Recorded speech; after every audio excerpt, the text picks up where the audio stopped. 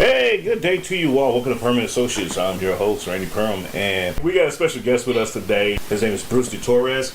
He is the Director of Communications for the American Small Business League, the strongest voice in America for the country's small businesses. He is the former marketing director for Trying Day Publishing, which published his book, God, School, 9/11, and JFK, The Lies That Are Killing Us and the Truth That Sets Us Free. The American Small Business League is the strongest voice in America, protecting the federal programs that assist the nation's 34.7 million small businesses, winning over 100 freedom of information legal battles, and has exposed the rampant fraud in federal small business programs. Ladies and gentlemen, introducing some and presenting to others, Mr. Bruce Torres. Welcome back, sir. How you doing? I'm great, Randy. Great to be with you this morning. Absolutely. Tell us what you been up to the last few months. What's been going on over in your neck of the woods? My biggest focus and satisfaction these days are the conversations that our office is having with Congress people and senators, their staff, and imploring them to look at our rationale for some new legislation to expand and better oversee the federal contract dollars, Randy, that must go to small businesses. There's huge problems with that. It's a huge opportunity, and very gratified with that.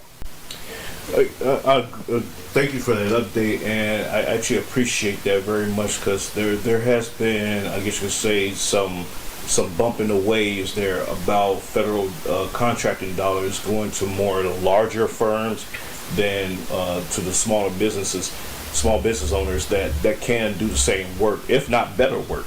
It's more of a preferential treatment because, we can get some kind of investment opportunity or ROI through the stock market if we go through this bigger company that may be on the NASDAQ or whatever.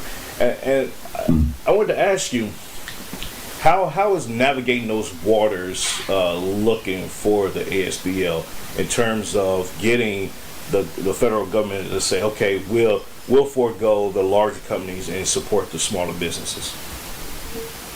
We're very encouraged because the truth reaches people, and especially these young people in the offices. It's a cold call letter, right? So I look at it from a sales and marketing point of view. Let's say you work for a senator, and you get, dear Senator so and so's office. This is the kind of new legislation we'd like. And here's why. And to say in a couple of paragraphs something that gets you to say, Bruce, I'll talk about this. When can we do a call? That's very gratifying. Leveraging the fact it's a midterm election year. Okay. Also, we've got a database of about 2,000 candidates for the midterms, and educating them, saying, look at this and run on this. It's nonpartisan. This is bread and butter. This is in our wallets, and it's a problem that really needs to be rectified for these obvious benefits. Boom, boom, boom, boom, boom. So and yet we know how cumbersome every process in Washington is. We don't have false hopes of waving a magic wand and having anything done quickly, right. Maybe not even this year. Frankly, probably not, just because of how big those wheels are and how slow they turn, and all the really rich influences and forces that control, impact, etc., come to bear on such a thing as getting a bill actually passed through both houses, reconciled, blah, blah, blah, and then being signed into law. We've got no illusions about it. But like I said, the truth is on our side, and we hope it cuts like a hot knife through butter. Yeah, no, absolutely. And you guys are doing a phenomenal job. I actually seen your white paper that you just mentioned, that you give the candidates and say, hey, this is a very easy issue to run on, something to take up the mantle, and just bring awareness, if nothing else.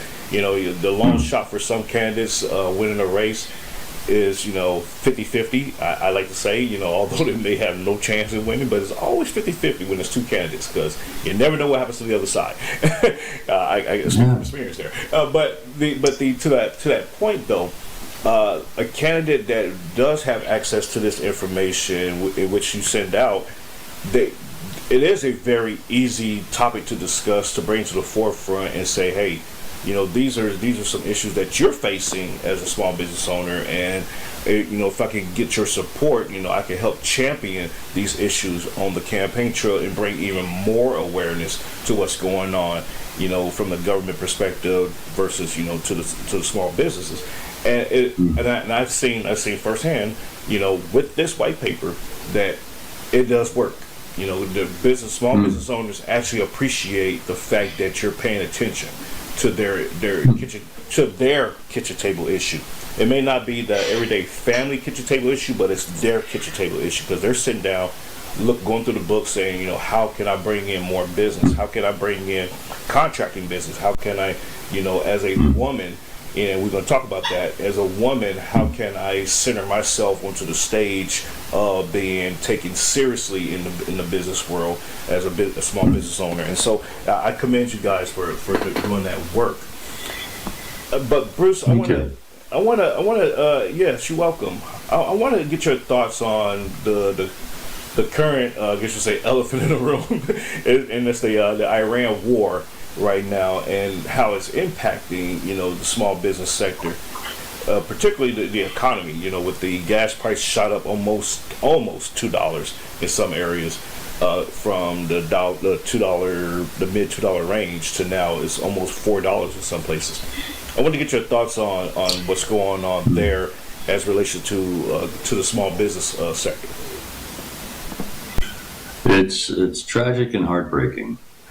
I've looked at so much history, Randy, to be persuaded that we've been in their hands for decades, maybe forever, of the giant money interests, always in all countries, and the war is going to make money for the giant industries and banking institutions that back our government and the other governments involved with this evil war of money-making, profit-seeking aggression.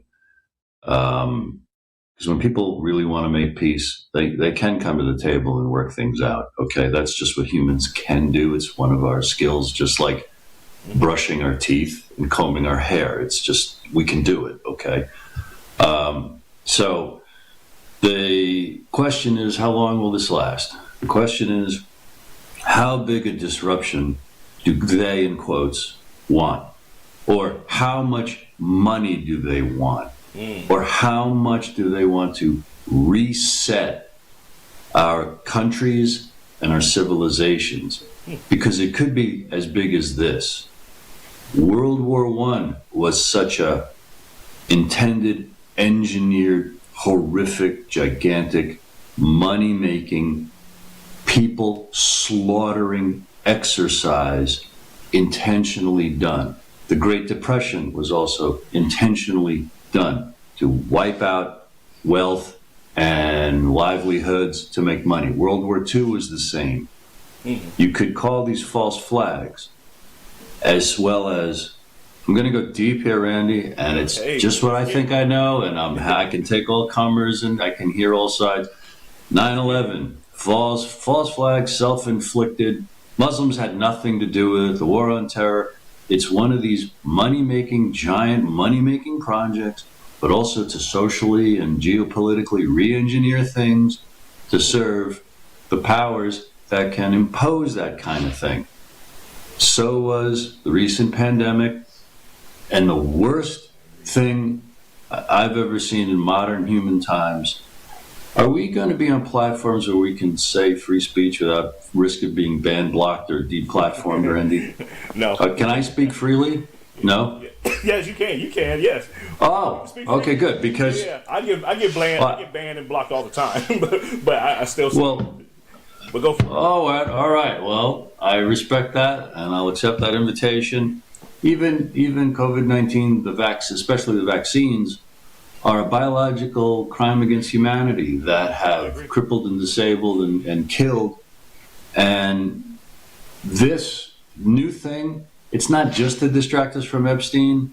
but it demonstrates how awful, evil, and corrupt our institutions are.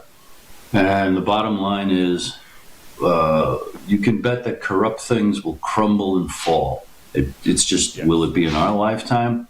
And how many innocent lives will get sucked down the whirling, swirling chaos of what they're doing right now? So it might be short term, or it might be a giant thing like World War II or the Great Depression, or what was inflicted on us with COVID. We hope and pray for the best. Yes. I 1,000% agree with you on all of that, because you're spot on. And I talked about this to ad nauseum over the years, especially during COVID. Oh my God, that right there was just an atrocity to not only earth but to heaven and hell combined. It was just like something you never seen before. It was just when you sit back and you just peel back the onion on everything that went on during that time, and the draconian measures that was put in place, and they just sat back and said, let's see if people will comply to this. And people complied to it. It was just like, you're dumb. But you're absolutely right. It's so crazy to me that it is a money-making machine globally. And they sit in these smoky rooms on these golf courses, even in a grocery store aisle, and they concoct these things.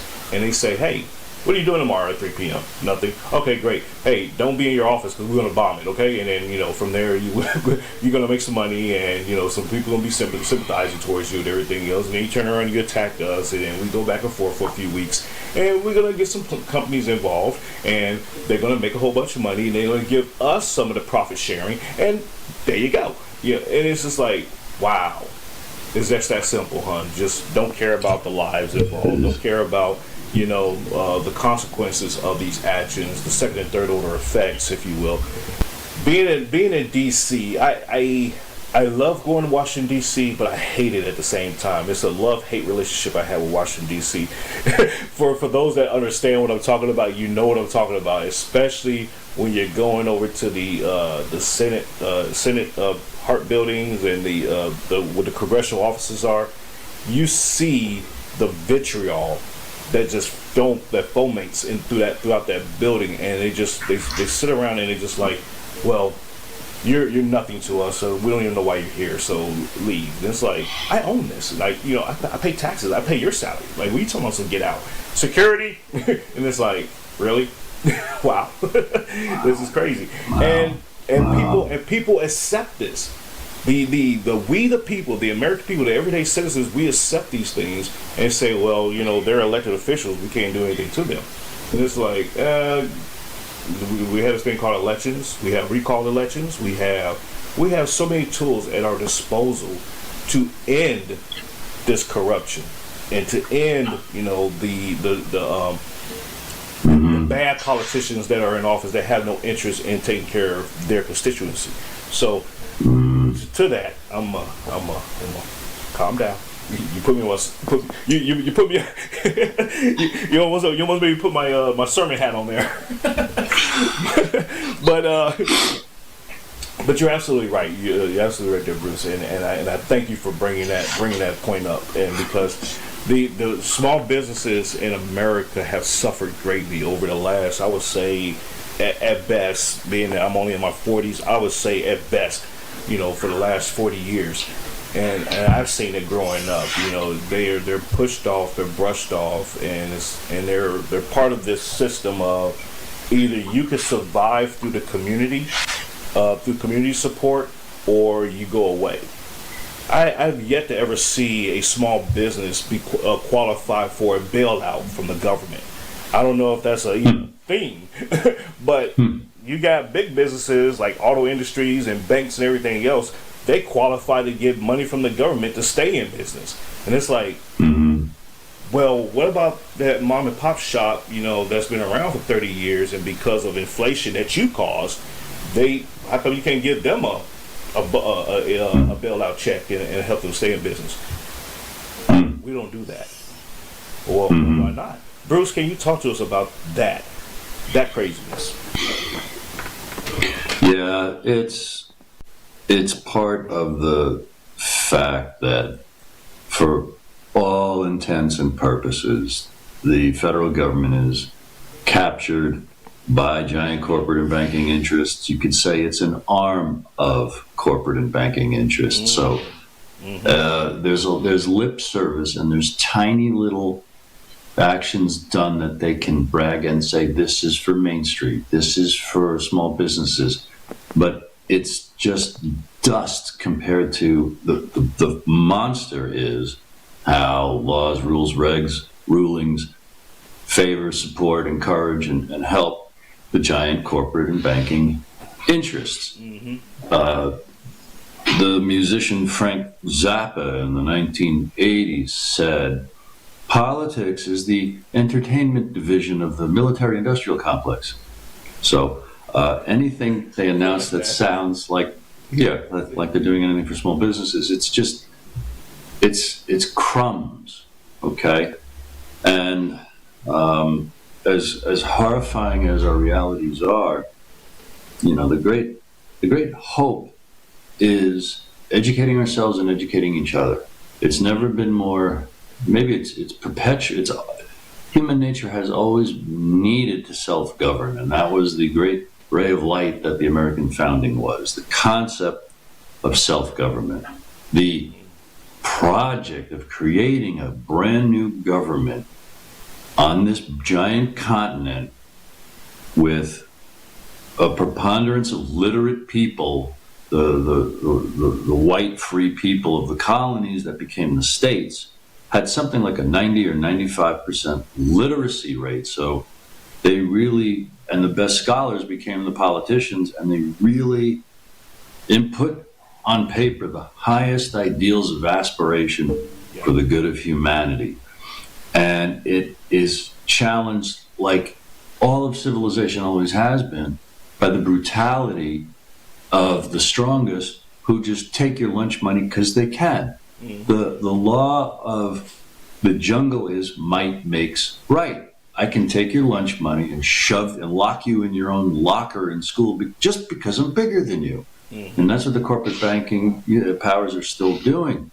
The American Revolution is the idea that rights make might, okay?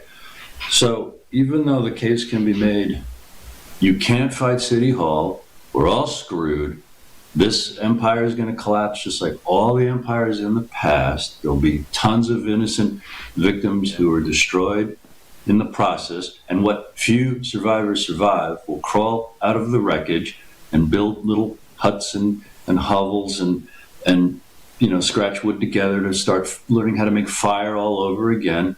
Life will go on.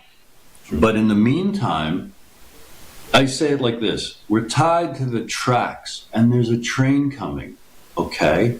But most people are facing away from the train. So we who see the train coming, we have to not only chew the ropes, we have to convince people there's a train coming so that there's more of us chewing the ropes.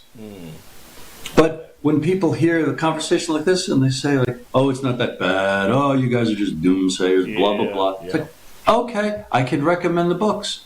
I could recommend the researchers and their interviews and their webinars and their Zoomcasts, etc., that would persuade you there's a train coming. And now is when you've got the biggest challenge. It's to not kill yourself. It's to not drink yourself to death. It's to not video binge yourself to death. It's because it is that hopeless, and it is that certain that corrupt things collapse. And yet we have to do whatever it takes to generate hope, to encourage each other. I recommend people develop a spiritual imagination. Your spiritual beliefs don't have to be true. They just have to empower you. And, there's many resources I can steer people to along those lines. And it all boils down to love. When we can love life and each other as we would ourselves, or imagine that love each other as we could imagine a loving creator loved us, all things become possible. That's true. Yeah, and I love it. You're absolutely right about that. And, to that point, we do know there's a train coming. Matter of fact, there's a train coming in both directions. So no matter if you try to look away, it's going to be one coming down in the opposite direction too. And it's a matter of not only recognizing it, but instilling mitigating efforts to avoid that train wreck, and although it's inevitable, it may be inevitable, and to your point, you're right, all civilizations rise and fall at some point. Maybe we are on the cusp of falling as the United States, maybe, but we can still prepare ourselves and say, okay, this is not going to last forever, so what do I need to do to ensure that either myself or my posterity will be prepared for whatever's to come? And a lot of us don't think along those lines. We don't care. You have these commercials they talk about, oh, we got these solar power generated generators, and solar this, and oh, you can stock food for the next 30 years, and here, here's these seeds that you can get, and they never expire. All that is great. But at the end of the day, if you have that stuff stocked in your house and your house is blown to smithereens and you can't even get to the store, what does it matter? So right, or if you're the only house in town with all that stuff, how long before all the hungry people want to explore every house and let's see what he has? Yeah, exactly. Yeah, that's Walking Dead. Yeah. Yep, exactly. Yes, so, and in the we're given the I guess you say the cliff notes to what's going to happen. It's just a matter of when it's going to happen. So, in the face of that, I'm sorry to interrupt you, but I do. Well, it's just to reflect on how many things in our lives, at least for me, especially when we're young, it's easy to catastrophize scenarios in our minds and just think, oh, this is hopeless, I'm screwed, I don't see a way out of it. And you live long enough, you realize, the worst things didn't happen, or even if the worst thing happened, as I went forward with any kind of confidence or good intentions, new opportunity, like life does renew, and I understand. I know that there are lots and lots and lots and lots of young people who are young, and they have what young people have, which is hope and confidence. So it's simply a matter of trying, and when you indulge your spiritual imagination and, set out to learn, study, what have people said about all these kind of things in the past, you do come up to the idea, you find the idea of the creative nature of existence. And that's what we have to experiment with and just see, like, what can I create with love? What can I create by taking a stand? What if, like Martin Luther King Jr. and the Kennedys that died in the 60s and this Nazi resistor named Sophie Scholl in World War II and Patrick Henry in 1775, give me liberty or give me death, when enough of us will do the right thing, even if we confront forces that kill to win, one of our immense strengths is our numbers. So it is to do and say all we can to inspire hope in each other. At least we have to try. The house is on fire. It looks like the fire is beyond putting out. We're in a situation where we have to keep trying to put the fire out. I'm not telling anyone to be reckless or do anything that's obviously suicidal or futile, but we can't believe it's futile because there are generations that deserve to be born onto a planet that's worth living on. And it's a psyop to feel helpless and think you can't fight City Hall, I'm just going to get drunk and die. We have to fight that in ourselves and then encourage each other out of that. Absolutely, and we have that issue here in Austin. I'm in Austin, Texas, and that is one of the issues that we're having is that City Hall has run amok, and they tried to pass a tax increase on the population here, thinking that they're stupid, they're not paying attention, they're a bunch of liberals, and they don't know what's going on, and they're just gonna go along to get along, and so they attempted, and we smacked that down. The vote passed. The proposition failed, I should say, 66%, and it was just like, yeah, no, we're not doing that. We're not for the take on this tax because you said we need to take care of the homeless, and it's like you've been saying that for the last 5 years, and we still have streets lined up with homeless people. And all these nonprofits that are in existence, they're tied to you guys. So you're just trying to make a money machine off the backs of the taxpayers. Where you're exposed, Austin City Council. So now it's up to the people to now that they have this information, it's up to the people to say, okay, we finna vote you guys out of office and put in some new people and clean this up. It's up to them, but. I guess who's that? Einstein said it. You do the same thing over and over again, expecting the same result. Expecting a different result. Yeah, I'm not gonna hold my breath for May, but I want to get into. Before we run out of time here, I want to get into. Tell us about the program that you have over at ASBL with the Don't Cheat Women. Our major thing for decades has been exposing the small business contracts that get awarded to big businesses, and the federal agencies tell the SBA, who oversees and monitors all this, these are the businesses we gave small business contracts to, and because of loopholes and definitions and different regulations, lax oversight and even fraud, the SBA says, okay, great, thank you. Those are small business contract awards. They went to big businesses, billions of dollars. And those companies are already big, Randy. They don't create new jobs. Whereas if legitimate small businesses every year got the 23% of all federal contract dollars that are supposed to go to small businesses, they would create about 2 million new jobs on top of the million or so jobs America creates every year. It would be a gigantic economic boom. So that's the first thing, is we're in the business of exposing the fact that small business contracts are going to big businesses, and it's costing us jobs and prosperity. For the last year and a half, we've been promoting our Don't Cheat Women project, don'tcheatwomen.com. We want raised from 5% to 15% the federal contract dollars that must go to women-owned small businesses. And here's why. Women are half the population. Often people correct me. No, they're more than half the population, okay? But Randy, women own 40% of all businesses in the United States. Mm-hmm. They sell what the government buys. The government buys everything. The United States federal government is the world's largest purchaser of goods and services on the planet. It buys everything under the sun. Yeah. Women own 40% of businesses. They sell what the government buys, and the law says that doesn't cap it, but it says at least 5% of federal contract. So companies owned by men are getting over 95% of all federal contract dollars. That's crazy. Right there, that's a screaming injustice. We think it's actually unconstitutional. It's a violation of civil rights law.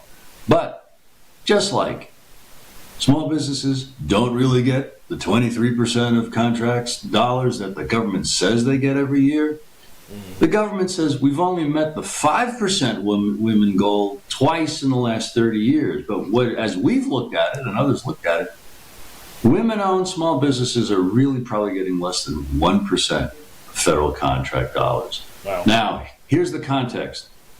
We are a small business nation. 99.9% of all businesses in America are small businesses with less than 500 employees, which is the government's definition. We think that definition's too big because 98% of all businesses have less than 100 employees. That ought to be the real definition of a small business. So that means the 0.1% of businesses that are big businesses are getting around 96% of all federal contract dollars. And practically none are really going to legitimate small businesses. I should have put in there, it's a lot of math. It's too early in the morning for all this math, Randy, but let me say this. Let me say this. We have found that in reality, real small businesses are probably getting around 3 or 4% of those contract dollars. And women-owned small businesses are getting nothing. I assure everyone at don'tcheatwomen.com, all this is spelled out nice and simply, crystal clear, right up front. And there's a letter everyone can swipe to their congressmen and their senators and say, hey, we understand that this is so, and here's what we want. Because when, and these are my final part about this answer, when it goes from 5 to 15%, that should go to women-owned small businesses. Mm-hmm. That'll push from 23% to 33% the contract dollars that ought to go to small businesses, which would create 3 million new jobs on top of the million or so America typically creates. We need to hear about another scandal like a hole in the head. This is a huge scandal that's worth knowing about because it could unite us. This is not Republican or Democrat, liberal or conservative. It's just Main Street. One last point. This is very important. Sure. Yeah, please. If you're a small business and you think, I don't care about this, I'm never going to apply for a government contract. I own a beauty salon. I fix garage doors. Wait a minute. When the small businesses in your community get those contracts, hire all those new people. They need haircuts. They need their garage doors fixed. Their kids need ballet lessons. This impacts everybody. Mm-hmm. Everybody. Right. Exactly. And, to your point, the jobs market, the jobs report came out last week, and it said that that we lost 940,000 jobs. I was like, whoa, like 940,000 lost, like, and the immediate media buzz around that was, oh, Trump's economy with the tariffs and AI is the cause of all of this. I kind of like, as soon as I saw that in the media, I hate legacy media. I just can't stand them because they lie just for no reason. It's just like, why'd you have to frame that as that's not even the truth. But to your point about the federal contracting dollars, the allocation, that 40,000 jobs lost would have been a drop in the bucket had the government been doing the right thing this entire time of its existence when it comes to contracting out these contracts to small businesses. And this, your point that you just made, only highlights that even more. That the government needs to look at, okay, we got these small businesses. The jobs that are lost probably came from corporations. And to your other point about the definition of a small business being 500 employees or more or less, ladies and gentlemen, the Fortune 500 index consists of 500 or more employees. So they automatically are categorized as a big business or some kind of industry that is like, registered on the stock market and all that kind of stuff. So this is by design that, the government says, we're not going to say 100 or less, we're going to say 500. So that way we have a vested interest in these companies if they are successful enough. And so there's a Kabbalistic approach to what's going on here, and you succinctly highlighted that for me and for the audience, I think. And I wanted to get your thoughts on the way forward. Aside from the government saying, okay, we'll start giving contracts, we'll start allocating more opportunities to small businesses and to women in small business. But what's another path forward that you guys are working on at ASBL to address these issues? Thank you. And you might be right about those numbers. I think I saw 92,000 jobs lost, not almost a million. You might be right, but in one month, I don't know. It could be. It was a high. I don't know if we lost them. It was a high. 92,000 lost in a month made headlines. Okay, a million lost in a month, Randy. I got to double check that. Me too. I got to double check that. I don't think it was right.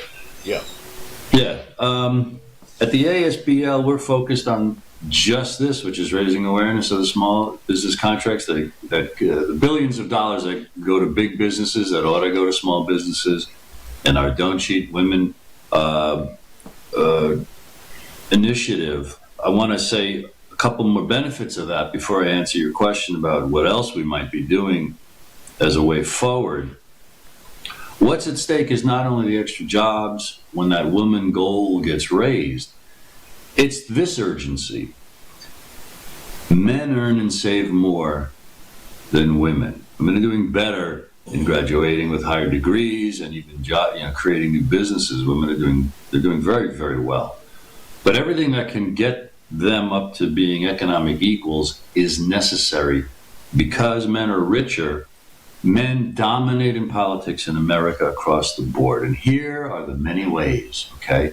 Because men are richer, they donate more to campaigns. So they've got more influence with all the winners. And it's also easier for men to run for and win office. 75% of all seats in the House, the Senate, all state legislatures, every president's cabinet held by men. Almost that many governorships. 90% of party leadership and committee chair positions held by men. And women have different worldviews and values. We need the wisdom of the entire human race in the councils of government. Women won't be political equals and have an equal voice in policies and programs until they are economically able to compete and win public office. So everything that can empower them economically, yes. So we are telling candidates, every woman or intelligent woman, or even one of just average common sense, is going to vote to increase the federal contract dollars that go to women-owned small businesses. And so will every fair-minded, sane, rational man. So we're reaching out to Republicans and Democrats because we don't care who embraces this and does right by us and helps the country prosper and thrive. It's beyond partisanship. So I agree. and the bottom line, and to be sync, any other way forward is just personally, Randy, it's the ancient advice: know thyself. This is, Uncle Bruce talking as an elder here. Why do you do what you do? Yeah. Figure that out. Yep. Know your why. No, yeah. And even if it's, I had a bad childhood and my mother did this and my father did this, and that's valid because we were all neglected. 90% of us go through public school, and that's the destruction of happiness. That's the destruction of freedom. Mm-hmm. Here's the bottom line. It's the destruction of being able to make decisions. By making decisions, trial and error, we learn to trust our judgment. So now we can function as adults. Absolutely. Decades and generations now, Randy, we've got powerless Americans who reach 18 and 22 years old who didn't make enough decisions because we were trapped in an effing prison during our, am I screaming, formative years. So kids get to college and they break down and need puppies and blankets like 5-year-olds because they're afraid of one thing, Randy. Yeah. Making a decision. Trusting their own judgment.